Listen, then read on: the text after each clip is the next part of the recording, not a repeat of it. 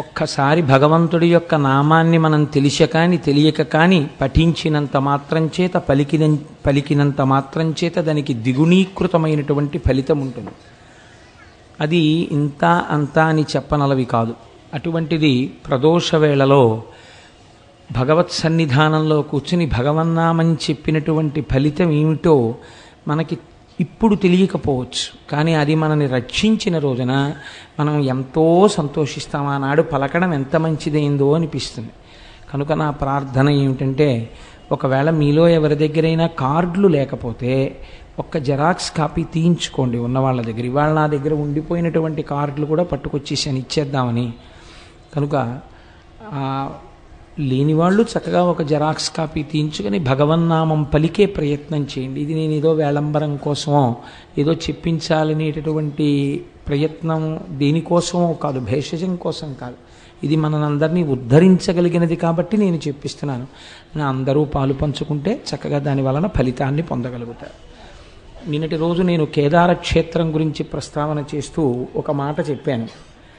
ఆ కేదార క్షేత్ర దర్శనం చేసేటప్పుడు ఒక నియమం ఉన్నది, కానీ సాధారణంగా 95% మంది అటువంటి నియమాన్ని పాటించరు దర్శనం చేసినప్పుడు అని. నేను చిట్ట చివరిలో దాన్ని మళ్ళీ విడిచిపెట్టేశాను. ఎందుకు విడిచిపెట్టేశాను అంటే, వారు అనుకుంటాను నన్ను వచ్చి అడిగారు కూడా ఏమా నియమం అని. దాన్ని విడిచిపెట్టడానికి కారణం ఏంటంటే, నేను చూడలేదు కేదార క్షేత్రం వెళ్ళినప్పుడు ఆ నియమం పాటించినటువంటి వాళ్ళని. దాన్ని చెప్పి అయ్యో మేము చేయలేదండి అలాగా ఏమైనా ఇబ్బంది వచ్చేస్తుందా అని మళ్ళీ అదో కొత్త ప్రశ్నలు అడుగుతారేమో అన్న భయంతో వదిలిపెట్టేశాను. కానీ మళ్ళీ అనిపించింది, పోనీ చెప్తే వచ్చిన దోషం ఏమిటి? దోషాన్ని తొలగించగలిగిన వాడు పరమేశ్వరుడు. నువ్వెవరివి చెప్పకుండా ఆపడానికి? చెబితే ఇక ముందు వెళ్ళేటటువంటి వాళ్ళు అటువంటి భాగ్యాన్ని పొందుతారు. ఒకవేళ వెళ్ళిన వాళ్ళు అలా దర్శనం చెయ్యని వాళ్ళు ఉంటే దానివల్ల దోషమేం లేదు. మాకు తెలియదు శంకర, మేము అలా చెయ్యలేదు, మా దోషాన్ని మన్నించు, ఈశ్వరుడు మన్నిస్తాడు. కేదార క్షేత్రం వెళ్ళినటువంటి వాళ్ళు కేదారలింగాన్ని తిన్నగా కంటితో చూడకూడదు, వలయమును పట్టుకుని వెళ్ళాలి. వలయము అంటే చేతికి వేసుకునేటటువంటి కంకణం ఎలా ఉంటుందో అటువంటి ఒక గుండ్రటి వస్తువుని తీసుకెళ్ళి అంతరాలయంలో ప్రవేశించగానే కంటి ముందు ఆ వలయాన్ని పెట్టుకుని అందులోంచి చూడాలి.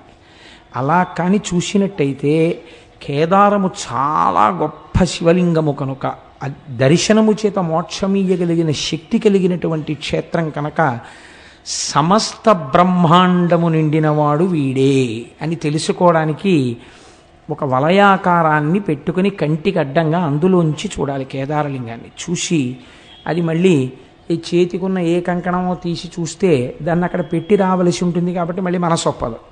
కనుక ముందే చక్కగా ఒక రాగి కంకణమో ఏదో పట్టుకుని వెడితే రాగి చాలా ప్రశస్తం కనుక ఆ కంకణంలోంచి దర్శనం చేసి దాన్ని అక్కడ విడిచిపెట్టి రావచ్చు.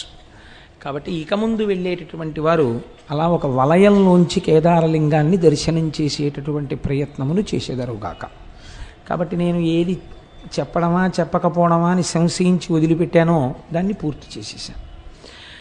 ఇప్పుడు ఇవాల్టి రోజున మనం ఓంకార క్షేత్రం గురించి 4 మాటలు మీకు విజ్ఞాపన చేసేటటువంటి ప్రయత్నం చేస్తాను. కావేరికా నర్మదయో పవిత్రే సమాగమే సజ్జనతారణాయ సదైవ మాంధాతృపురేవతంస ఓంకారమీశం శివమేకమీడే అంటారు.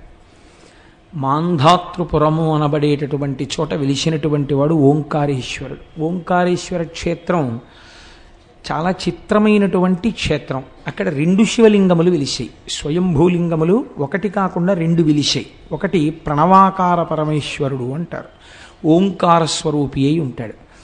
రెండవది మనం ఓంకారమమలేశ్వరం అంటాం, అమలేశ్వరుడు అన్న పేరుతో ఒక శివలింగం వెలిసింది. దీనికి కారణమేమి అంటే, నారద మహర్షి త్రిలోక సంచారి. వారు భగవన్నామం చెప్తూ లోకంలో ఎక్కడెక్కడ ఏ విధంగా జ్ఞానాన్ని ఆవిష్కృతము చెయ్యాలో తెలుసున్నవారు కాబట్టి, మహానుభావుడు గురుస్వరూపం కాబట్టి వారు అంతటా తిరుగుతూ ఉంటారు. అటువంటి నారద మహర్షి ఒకనాడు వింధ్యపర్వతం దగ్గరికి వచ్చారు. మనకి తెలియకుండానే ఒక అలవాటు ఉంటుంది, బాగా ఎక్కువగా ఏదో యాత్రలో క్షేత్రాలో చేసేటటువంటి వాడు, అలాంటి అలవాటు ఉన్నవాడు మన ఇంటికి వచ్చాడనుకోండి, మనం ఓ ప్రశ్న ఇస్తాం, ఈ మధ్యకాలంలో ఎక్కడికి వెళ్ళారు ఏమిటండి మీరు అంటాం. ఆయన ఎక్కడికో వెళ్ళానంటాడు. అక్కడ ఎలా ఉంటుందండి, ఏమిటా క్షేత్ర ప్రాశస్త్యం అంటే సంతోషంగా ఏవో 4 మాటలు చెప్తారు. మను చరిత్రలో కూడా ఏ ఏ దేశములను గ్రుమ్మిడి తెరిమీరే ఏ నదులు చూచినారు అంటూ ప్రశ్న వేస్తాడు ఆ ప్రవరాఖ్యుడు, ఆ వచ్చినటువంటి యోగిని. కనుక వింధ్యపర్వతం కూడా నారదుణ్ణి ఇదే ప్రశ్నించింది. వింధ్యపర్వతానికి ఒక అహంకారం. ఏమిటా అహంకారం అంటే, నేను చాలా గొప్పదాన్ని, నా అంత ఎత్తున్న పర్వతం ఎక్కడుంటుంది, ఇది ఒక అర్థం లేని అభిజాత్యం. ఇది వింధ్యపర్వతమే అనుకోకండి, మీకు ఆ జీవితంలో ఒక గొప్ప పాఠాన్ని నేర్పడం కోసమని మనకి ఈ స్వయంభూలింగాల యొక్క చరిత్రలు ఇవి వస్తాయి. వాటిని మనం సమన్వయం చేసుకోవాలి. వింధ్యపర్వతానికి గర్వం అండి అని వినడానికి మనకెందుకండి ఆ పురాణం? ఇంకా ఏదో ఒక అంశాన్ని తీసుకుంటాం, ఏదో ఒక చిన్నది, అది ఈశ్వర విభూతి అని మీరు అనుకున్నారనుకోండి, మీకు అహంకారం ఉండదు, చాలా సంతోషంగా ఉండగలుగుతారు. కానీ అది ఈశ్వర విభూతి అని అంగీకరించకుండా ఇది నాది అన్న భావన పొటమరించింది అనుకోండి, వెంటనే అందులోంచి అహంకారం వస్తుంది. ఆ అహంకారం తప్పకుండా పతనహేతువే అవుతుంది తప్ప అది ఉద్ధరణకు కారణము కాదు. కానీ బోధించినటువంటి గురువు చాలా గొప్పవాడు, చమత్కారి. అహంకారాన్ని కూడా ఎలా తీయాలో ఆయనకి తెలుసు, అంత చమత్కారం చేశాడు ఆయన. మీరు చూడండి, మనకి శాస్త్రంలో ఒక గొప్ప విషయాన్ని ప్రతిపాదన చేస్తారు. క్రోధము అని ఒకటి ఉంటుంది మనకి. క్రోధము అంటే దీర్ఘకాలికమైనటువంటి కోపం. కొంతమందికి కోపం వస్తే ఓ పట్టాన వదలదు. ఉత్తమే క్షణకోపస్య మధ్యమేద్ఘటికాద్వయం అధమేచ దహోరాత్రం పాపిష్టే మరణాంతక. అంతంత కోపాలు ఉంటాయి ఒక్కొక్కడికి. ఎప్పటిదో విషయం ఎంత జ్ఞాపకం పెట్టుకుంటాడో చెప్పలేను, రాజీ పడలేడు జీవితంలో. అంత దీర్ఘకాలికమైన కోపాన్ని క్రోధము అంటారు. ఈ క్రోధముతో ఉన్నవారు అమ్మవారి పాదాలని గట్టిగా పట్టుకోవడం అలవాటు చేసుకుంటే అమ్మవారు దాన్ని ఒక శక్తిగా మారుస్తుంది. ఏమి ఆ శక్తి అంటే, క్రోధము సాధనగా మారుతుంది. ఇవే ఆయుధాలకు ఉండేటటువంటి రుణాత్మక ధనాత్మక శక్తులు అని పిలుస్తారు. ఇప్పుడు ఆ క్రోధం ఏమైపోతుందంటే, నేనెందుకు అవలేను అలాగా అన్న సాధనకి వెళ్ళిపోతుంది. ఇది విశ్వామిత్రుడి జీవితంలో జరిగింది. విశ్వామిత్రుడి తపస్సు క్రోధంతో ప్రారంభం, కానీ ఆ క్రోధన దేనికి వెళ్ళిందంటే బ్రహ్మర్షిత్వం వైపుకి సాధనగా మార్చింది అమ్మవారు. చిట్ట చివరికైనా బ్రహ్మర్షి కాగలిగాడు. కాబట్టి ఒక్కొక్కసారి మనలో ఉండేటటువంటి దుర్గుణములు సామాన్యులైనటువంటి వారి పట్ల ప్రకోపించాయనుకోండి, అవి ఎందుకు పనికిరావు. వాడు మనని తిట్టడానికి, మనం వాడిని తిట్టడానికి పనికొస్తాయి అంతే. కానీ ఈ ప్రశ్న మీరు గురువు దగ్గర వేసినప్పుడు గురువు చెప్పేటటువంటి సమాధానం చాలా చమత్కారంగా ఉంటుంది. అదే గురువు అంటేనండి, ఆర్ట్ ఆఫ్ క్వశ్చనింగ్ గురువు అంటే. గురువు అంటే ఒక ప్రశ్న చేత మీ జీవన పథాన్ని తిప్పగలిగిన వాడు.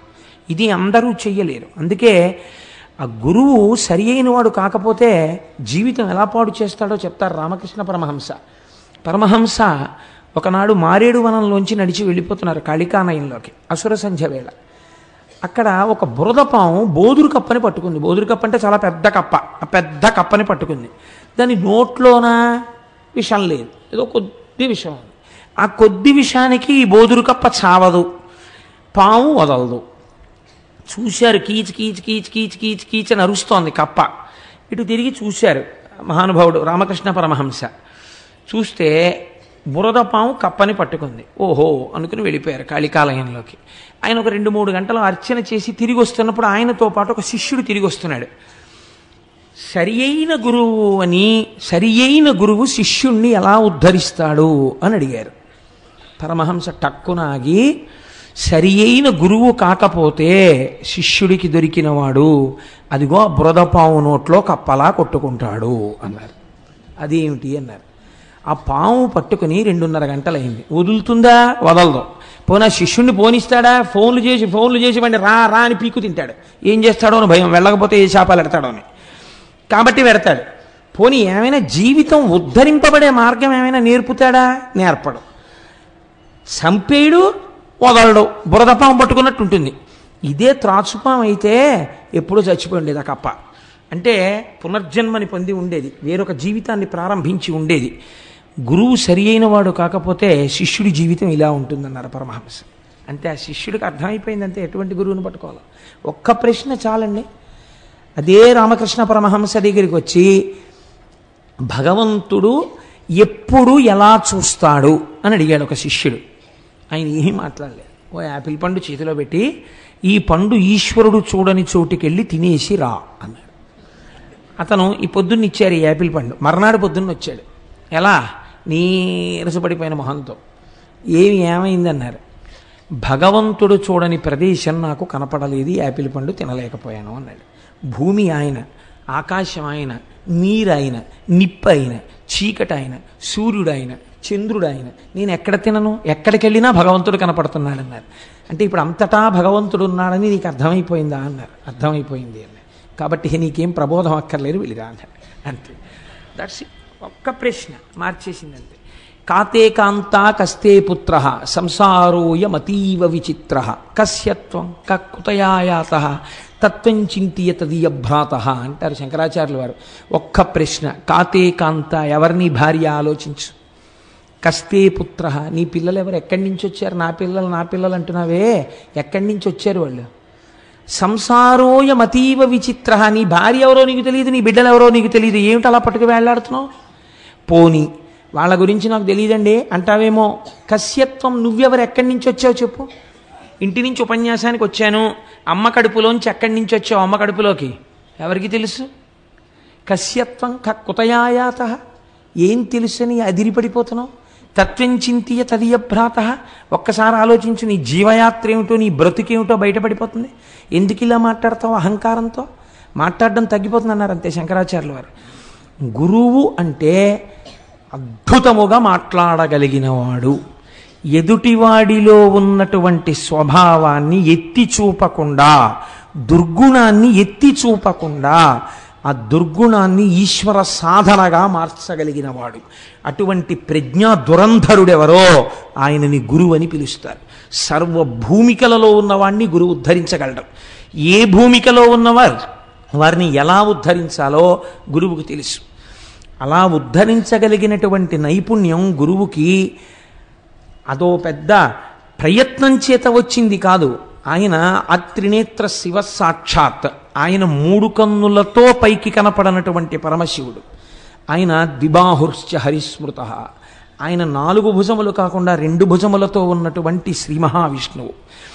కానీ పైకి కనపడిన 4 ముఖములతో ఉన్న చతుర్ముఖ బ్రహ్మ నిరంతరము పరబ్రహ్మాన్ని అనుసంధానం చేస్తుంటాడు.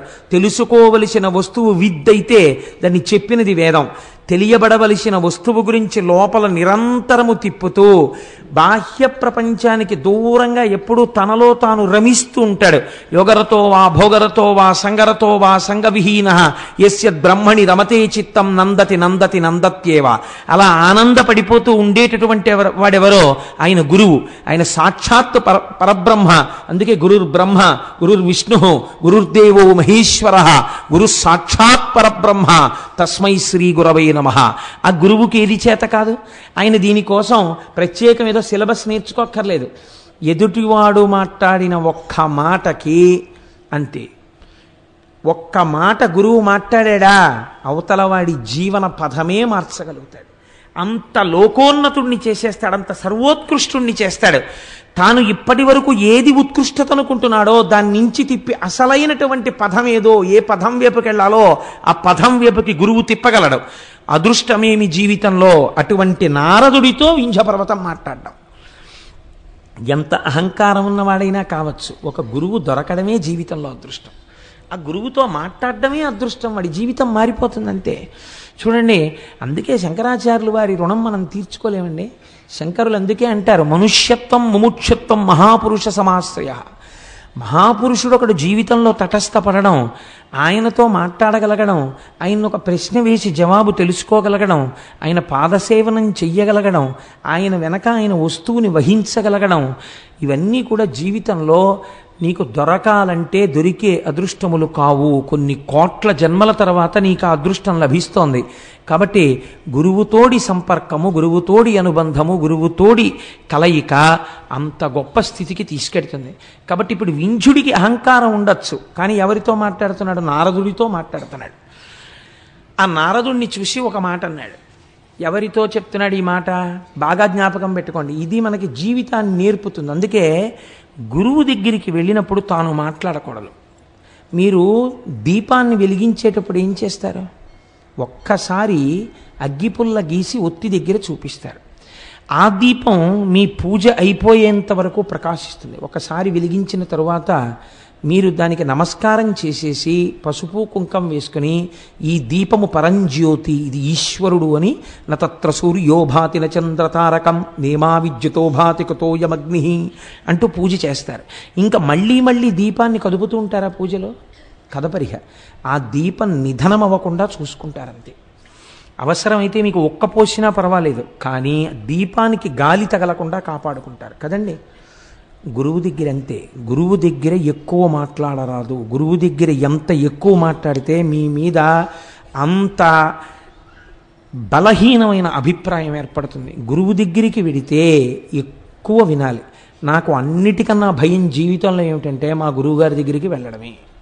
నేను మా గురువుగారి దగ్గరికి వెడితే ఎక్కువ మాట్లాడతానేమోనని నాకు చాలా భయం. స్కూటర్ ఎక్కే ముందు 1-10 మార్లు నువ్వు గురువుగారి దర్శనానికి వెడుతున్నావు, ఎక్కువ మాట్లాడకు, నీకు అలవాటు అయిపోయింది ఈ ప్రసంగాలు చేయడం. గభాల గురుగారు ఏదో శివ అంటే నువ్వు అక్కడి నుంచి శివాష్టోత్రం అనకు, నువ్వు నోరు మూసుకు కూర్చో, ఆయన మాట్లాడింది నువ్వు వినంతే అని నన్ను నేను 10 మార్లు హెచ్చరిక చేసుకుని గురువుగారి దగ్గరికి వెడతాను.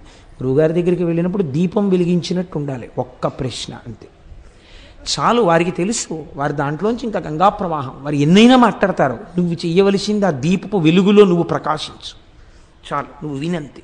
నువ్వు వెర్రి ప్రశ్నలన్నీ మొదలెట్టకు, అక్కడ కూర్చో అంతే చాలు. వారు నిన్ను నడిపిస్తారు, వారు నిన్ను ఉద్దీపింపచేస్తారు.